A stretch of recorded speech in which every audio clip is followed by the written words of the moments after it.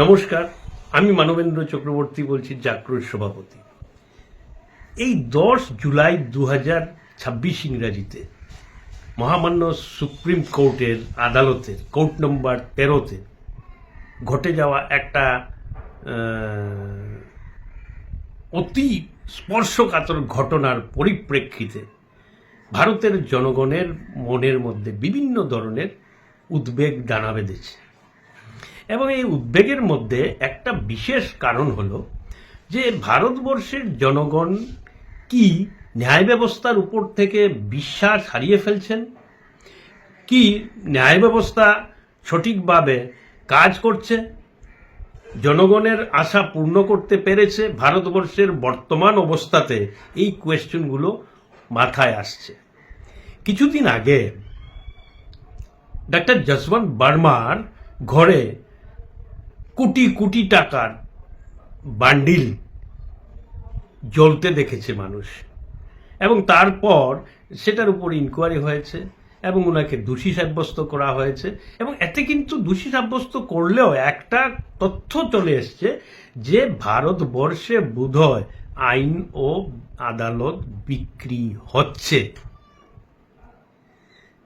The law and judiciary system not above the corruption. It has been proved in many occasions.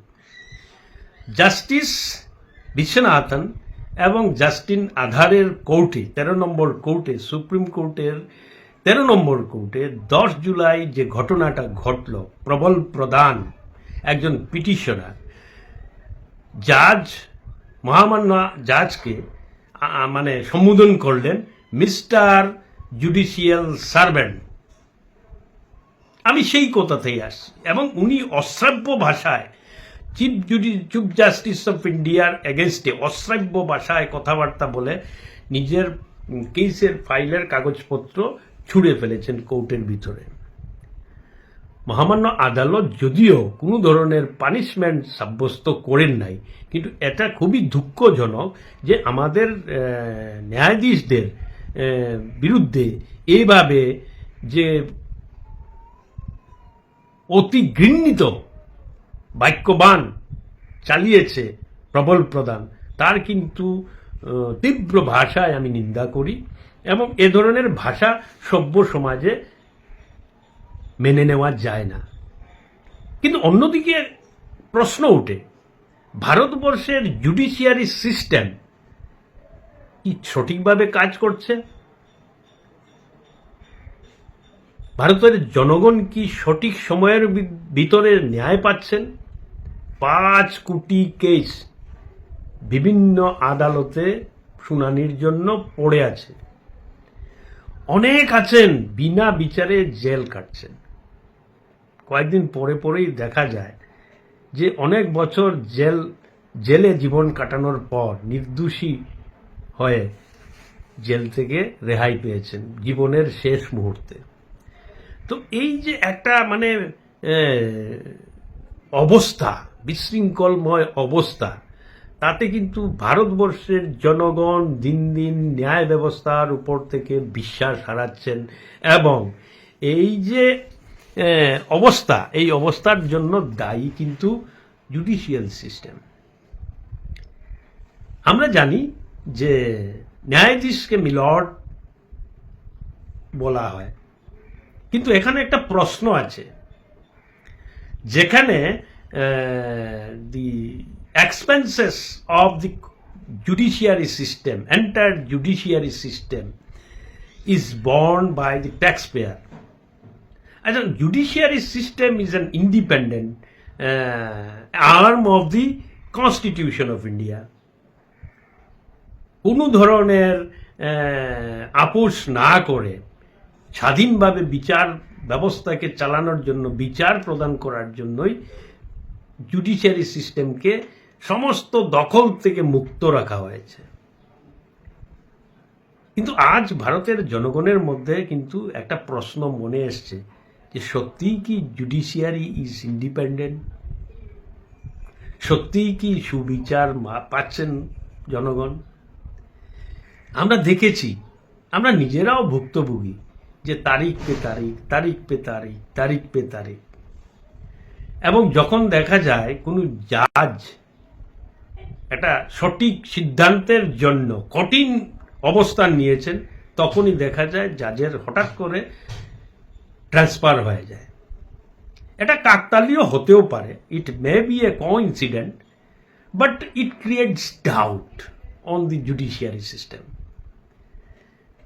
তো যখন জনগণের করদাতাদের পয়সায়, tax payer মানিতে যে সিস্টেম চলবে, সেখানে মিলর্ড কথাটা কিন্তু খাপ খায় না, এবং সেখানে আপনার অন্য কোনো ওয়ার্ডও সম্বোধনের জন্য বলা যেতে পারে। But the submission should B A polite, very obliged and with a good behavior. This should be the behavior of an petitioner or an advocate. So far I know. তো এই যে প্রবল প্রতাপের বিহেভিয়ারে যদি ধিক্কার জানানো না হয়, তাহলে কিন্তু আমরা আমাদের ন্যায় ব্যবস্থার প্রতি একটা অন্যায় করব। সাথে সাথে ন্যায় ব্যবস্থার ভিতরে যে ঘুম খাওয়া পরিস্থিতি তৈরি হয়েছে, সিস্টেমের ভিতরে করাপশন এসে গেছে, এবং সিস্টেমের ভিতর থেকে বাহিরে হস্তক্ষেপ দ্বারা নির্ণয়ের যে একটা আভাস পাওয়া যাচ্ছে, তাও কিন্তু ভারতীয় গণতন্ত্রের জন্য মানুষের বিচার পাওয়ার আশার উপরে একটা বিরাট আঘাত আসছে। So judiciary should always be independent, and the justice should be delivered independently without any interference and hindrance. প্রবল প্রতাপের বিহেভিয়ারে আপনি কি ভাবছেন এই ভিডিওটা দেখে নিন, কমেন্ট দিয়ে জানালে সবার কাছে একটা বিবেচ্য বিষয় হোক। ভারতের judiciary system should be above all control, should be free and independent to deliver speedy justice, because justice delayed is justice denied. এই আশা রাখলাম। ওই দিনে কোর্টে কি ঘটেছিল সেই ভিডিওটা এখানে দিলাম, একটু দেখুন, আপনার মতামত প্রকাশ করুন। ভালো থাকুন, সুস্থ থাকুন। ভারতের শাসন ব্যবস্থা, বিচার ব্যবস্থা, এক্সিকিউটিভ, জুডিশিয়ারি, লেজিসলেটিভ জনগণের স্বার্থে কাজ করুক, এই আশা রেখে আমার বক্তব্য শেষ করলাম। বন্দে মাতরম, ইনকলাব জিন্দাবাদ।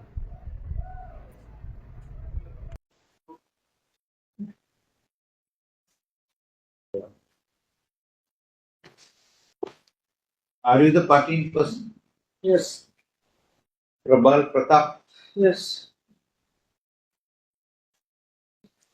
Mr. Judicial Servant, I order you to order the registration of FIR against ACP Vikasnagar Lucknow and You are Duplex ordering me. Technologies. You are ordering us. I am the sovereign and Duplex Technology Services for running cybercrime syndicate in across the country. That's all from my side. Everything is on record in 155 pages of the file, and that's all from my side. And these are few papers I have. So at this point, ये दे देना Madhav CGI please.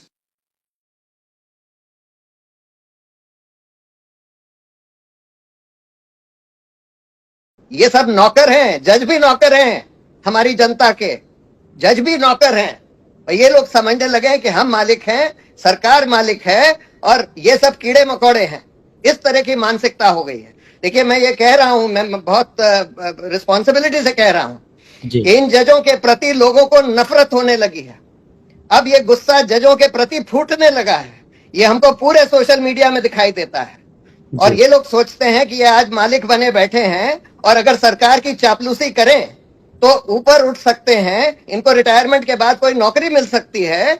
और इस लालच में सब कुछ भूलते जा रहे हैं कि कानून क्या कहता है, संविधान क्या कहता है, लोकतंत्र क्या कहता है? लोकतंत्र का मतलब होता है जनता मालिक है।